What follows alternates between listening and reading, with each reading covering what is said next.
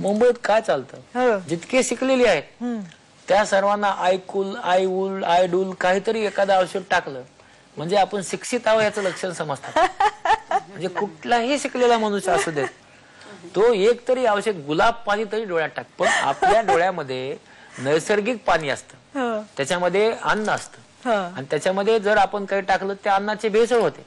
म्हणून आपण सगळेजण ते टाकून त्या अन्नाचे भेसळ करून डोळे खराब करतो. आणि मग म्हातारपणी सांगतो माझ्या डोळ्याला पाणी येत नाही. त्याचं कारण तुम्ही अगोदर भेसळ केली म्हणून येत नाही. पण शिकलेली माणसं मात्र हे ऐकत नाही. तर ही इथे पुढे आहेच तशी. पण हे काही टाकणं. कॉन्टॅक्ट लेन्स, आपल्याकडे कॉन्टॅक्ट लेन्स कसा लावायचा की आपल्या चप्पलचा रंग, पॅन्टचा रंग, शर्टचा रंग, कानातल्या रंग, त्या हातात बॅगेचा रंग आणि डोळ्याचा रंग सारखा. कशासाठी? बर घाला, आपलं म्हणणं नाही घालू नका म्हणून. इतकं मॅचिंग. आता नाही घाला समजा, पण तो कॉन्टॅक्ट लेन्स तुम्ही 6 तास वापरा. बरोबर आहे. पण झोपेत देखील मॅच करायची काय गरज आहे? आणि मग सकाळी उठल्यानंतर डोळा मग आणि त्याच्यानंतर हँड पेन. अरे हो होणार, तुम्ही केलंय ते. बरोबर. आणि मग इंग्रजीत बोलण्याने डोळा नीट होतो का? नाही, अजिबात नाही. आणि मग येऊन ते डॉक्टरला आपलं सांगायचं, कारण आता ते डोळा मग पांढरा शिपट होऊन जातो. पांढरा झालेला डोळा पुन्हा नीट होत नाही. म्हणजे तुमची 6 तासाची हाऊस जन्माचं पांढरे पण येतं. पण हाऊस आहे. पण ते म्हणतात लेन्सेस घालणं सेफ खूपच. कधी त्याला योग्य वेळी वापरा, त्याची सोल्युशन मध्ये ठेवा. तुमचे हात कसले, ते 50 ठिकाणी ते नखा लावलेलं ते लावायचं आणि तेच हात त्याच्यात घालायचा. तिथून उचलून इथं लावायचं लिपस्टिक, त्याचा हात डोळ्याला लावायचा. अरे बाप. अशा सगळ्या 50 रंगात घातलेला तो डोळा मध्ये घालायचा. कसं चांगला राहील? जर त्याची सोल्युशन मध्ये ठेवला, आपला हात स्वच्छ धुतला, नीट घातला, नीट काढून पुन्हा नीट ठेवला, तर निश्चित चांगला त्याचा आहे फायदा नक्कीच आहे. पण आपण आपल्या त्या ह्याच्यामध्ये त्याची जी काळजी घ्यायची ते विसरून जातो. आणि मग म्हणतो हा अंधत्व आलं. बापरे. या सगळ्या गोष्टी घडतात. आणि मी असे अनुभव इतके पाहिलेले आहेत, पण मी चांगले पण पाहिले. एक मनुष्य होता, 2 डोळ्याने अंध, पंढरीची वारी करायचं. अच्छा. त्यांना एका शास्त्री महाराजांनी सांगितलं, आंधळे आहात तुम्ही, डॉक्टर लहानच्याकडे जा. बर. ते फेटा बिटा बांधून माझ्याकडे आले. त्यांची शस्त्रक्रिया मी केली. बर. आणि केल्यानंतर मग ते गेले. त्याला दिसायला लागलं. अच्छा. जितके दिवस जिवंत होते, आषाढी आणि कार्तिकी वारी झाल्यानंतर विठ्ठलांच्या पायाजवळची फुलं घ्यायची आणि मला आणून द्यायची. प्रत्येक म्हणजे वारी आहे कधी समजायचं मी की ते वारकरी यायचे, मला कधी म्हटले नाहीत मी आलोय मी गेलोय. ते प्रसाद आणायचा आणि मी त्यांना सांगितलं की बाबा हे का करतो तू? तिथे एक विठ्ठल आहे म्हणे माझा, इथं एक विठ्ठल आहे. बापरे. आणि माणसं ही इतकी प्रेम करू शकतात हे मी अगदी इतकं अनुभवलंय की त्याचा विचार करून. मी एक गोष्ट पाहिली की मला जे प्रेम डॉक्टर म्हणून मिळालं फार क्वचित लोकांना मिळणं शक्य, फारच क्वचित. म्हणजे रुग्ण हे अक्षरशः माझ्यावर म्हणजे वळवून टाकणे म्हणतो ना, त्यापेक्षा जास्त प्रेम करतात. का करतात त्याचं आणखी उत्तर मला मिळालं नाही, पण खूप प्रेम करतात. पण तुम्ही म्हणजे सपोज फक्त खाजगी प्रॅक्टिस केली असती, म्हणजे तुम्ही खाजगी प्रॅक्टिस मध्ये एकतर गेला का नाहीत? बऱ्याच मला ऑफर आल्या की तुम्ही इथे या, मी एवढा पगार देऊ वगैरे. मी एकच प्रश्न विचारतो, मी येतो नाही असं नाही. पण हे माझ्याकडे जे सगळे पटके आणि टोप्या येतात गरीब लोक, यांच्या शस्त्रक्रिया मोफत करू द्या. कारण ही शेवटी जी माणसं आहेत ही खरी प्रेम करणारी माणसं आहेत. आज खेड्यापाड्यातनं जे लोक येतात त्यांची सेवा करण्यामध्ये मला खूप धन्यता वाटते. त्यांना जेव्हा दृष्टी येते तेव्हा मला असं वाटतं फार छान झालं. म्हणजे पुढच्या माणसाला जेव्हा दृष्टी येते, आम्ही लहान मुलं करतो, अतिशय लहान मुलं, तो मुलगा जेव्हा अशी चिटकी वाजली असता पाहतो त्या चिटकीकडे किंवा बॅटरीकडे, तेव्हा वाटतं धन्य झालं. या सगळ्या गोष्टीतनं रोजचं आता नेहमी मला विचारतात लोक की किंवा तू इतकं कसं काय करू शकतो, रोज कसं काय करू शकतो, म्हणजे रोज 12 तास का करतो. पण त्या लोकांना आल्या दृष्टीमध्ये मी जगतो, त्याला दिसतं ना, त्याच्यातच जग, त्याच्या सुखातच माझं सुख सामावलेलं आहे. आणि त्यामुळे त्यांच्या चेहऱ्यावरचा आनंद एकदा पाहिला की खुश होऊन जातो. डॉक्टर, तुम्ही इतके सगळे अनुभव शिबिरांचे सांगितले, त्याच्यातला एक फार विशेष अनुभव म्हणजे आनंदवनात तुम्ही शिबिर केलं त्याचेही काही अनुभव असतील ते व्यक्त करा. आनंदवनामध्ये मी 1999 ला गेलो प्रथमतः. बरं. आता तेव्हा असं मनात माझ्या वाटत होतं की काय आपण कशाला एवढं सामाजिक काम करायचं, प्रॅक्टिस करावी. आणि मग बाबांची भेट झाली. अच्छा, अरे वा. आणि बाबा म्हणजे देव भेटला. आणि मग त्यांच्याकडे जेव्हा पाहिलं, बाबांना बोललो, भेटलो, तेव्हा वाटलं की बाबांच्या पायाच्या धुळी इतकं आपण काम करू शकतो. आणि मग आपण सामाजिक काम कशाला समजायचं. आणि मग बाबा माझे इन्स्पिरेशन झाले. आणि मला असं वाटलं की नाही, आपण काहीच करत नाही. म्हणजे त्यांनी उभं केलेलं हिमालयाच्या डोंगरावर काम आपण पाहिलं, आपलं काहीच नाही. आणि मग पुन्हा उर्मी आली की आपण हे काम केलं पाहिजे. आणि आनंदवनामध्ये मग गेल्या 11 वर्षामध्ये, म्हणजे 10 वर्षामध्ये 11 शिबिरे केली. अच्छा अच्छा अच्छा. आणि या 11 शिबिरामध्ये जवळपास 8100 इतक्या शस्त्रक्रिया केल्या. त्यात 1400 कुष्ठरोगी. अच्छा. आणि 1400 मध्ये एक डोळा सोडला तर कुणाचाही डोळा गेला नाही. म्हणजे 35% अंध व्हायची शक्यता असते, त्यामध्ये 14 मध्ये 1. अच्छा. म्हणजे नगण्य असा एकच डोळा गेला. बरोबर. आणि हे म्हणजे अतिशयोक्ती नाही, पण हे अगदी जागतिक रेकॉर्ड आहे की अशी घटना तिथे घडली. पण तिकडे अजूनही तुम्ही गावोगावी जाता, शिबिरं घेता, तर त्याच्यामध्ये काही ज्ञानामध्ये फरक जाणवतो का? परिस्थितीत आता फरक घडलाय का इतक्या वर्षात? नाही, निश्चितच. म्हणजे मी 1985 मध्ये जे शिबिर करत होतो तेव्हाच्या लोकांचं आरोग्याबद्दलची संकल्पना आणि आताची संकल्पना याच्यात खूप मोठा फरक पडला. आता लोकांना आजाराबद्दलची माहिती आहे. अच्छा. आज कुठे गेल्यानंतर दुरुस्त होऊ शकतो ही माहिती आहे. म्हणजे त्यांना ज्ञान आलंय.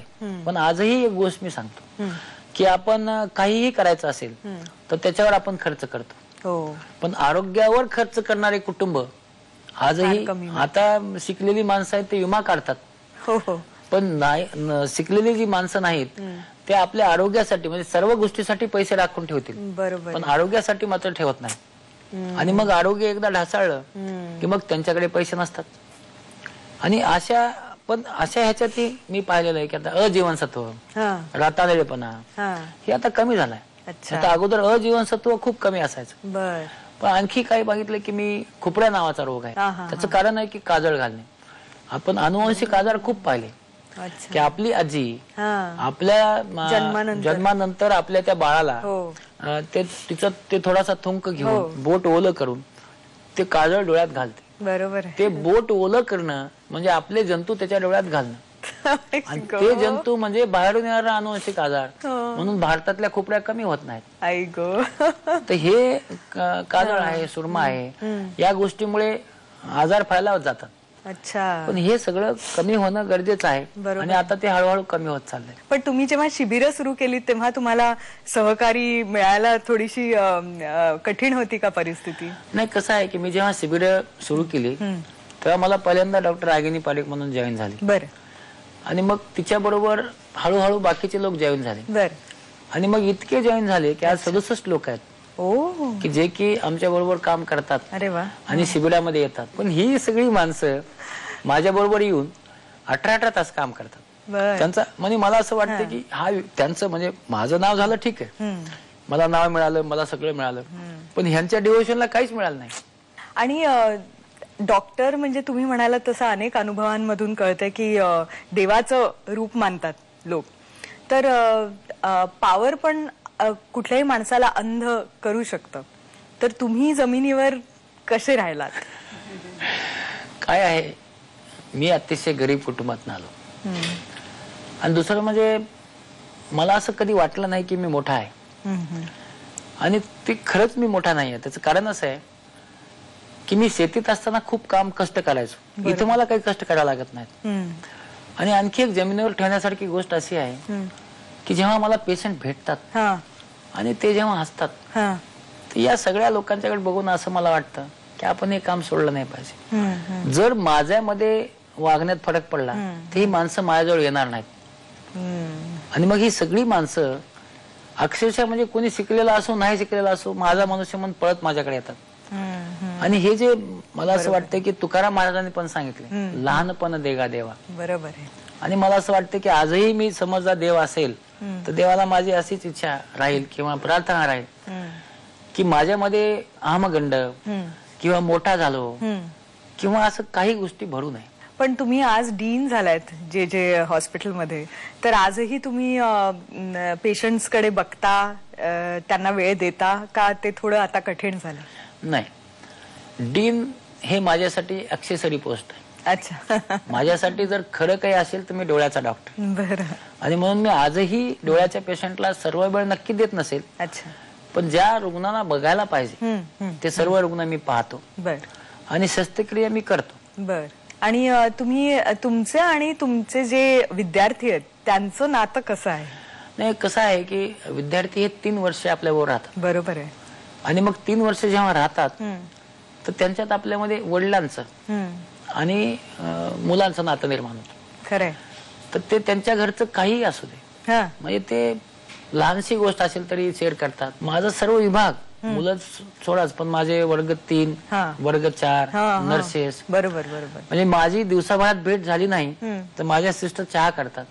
ते सांगतात की तुम्ही या सर चहा प्या. क्या बात.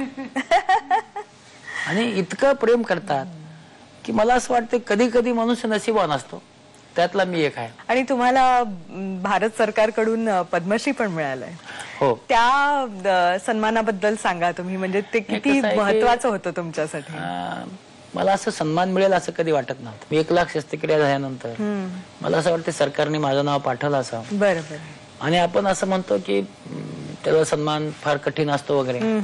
मला 24-25 जानेवारी पर्यंत माहित नव्हतं. मी कुर्डुवाडीला कॅम्पला गेलो होतो. बर.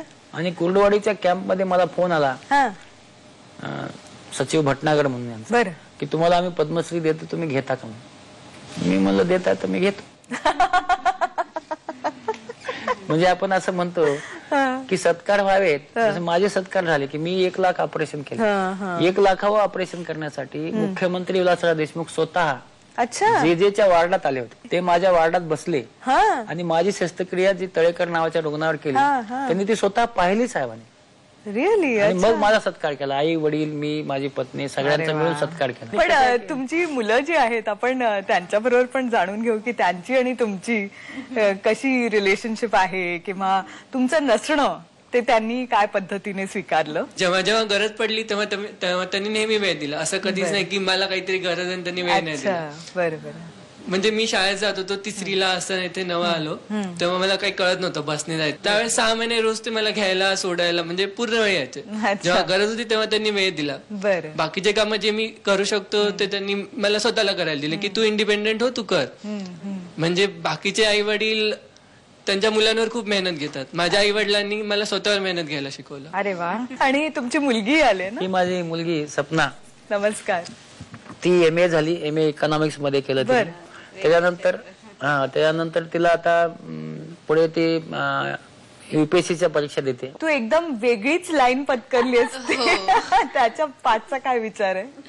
ऍक्च्युली मला डॉक्टर घरी सगळे होते त्याच्यामुळे वाटायचं डॉक्टर व्हावं, पण त्याच्यानंतर पप्पांनी मला नेहमी प्रोत्साहन दिलं, हे बघ हे कलेक्टर असे असतात, लाल दिव्याच्या गाडीत जातात. मग त्याचं मला खूप लाल दिव्याच्या गाडीचं आकर्षण, त्याचं खूप आकर्षण होतं. मग त्यांचं मी काम पाहिलं, मग टीव्हीवर बघायचं, मग त्याच्यामध्ये मला खूप इंटरेस्ट निर्माण झाला. मग मी ठरवलं की नाही मी हेच करीन. त्याच्यामुळे मी त्याच्यासाठी अभ्यास करते, प्रिपेअर करते. Let's see what happen. पण तुम्ही ह्या सगळ्याचं श्रेय तुमच्या स्वतःच्या मूळ स्वभावाचं, सेवाभावाचं सगळं श्रेय कोणाला द्याल?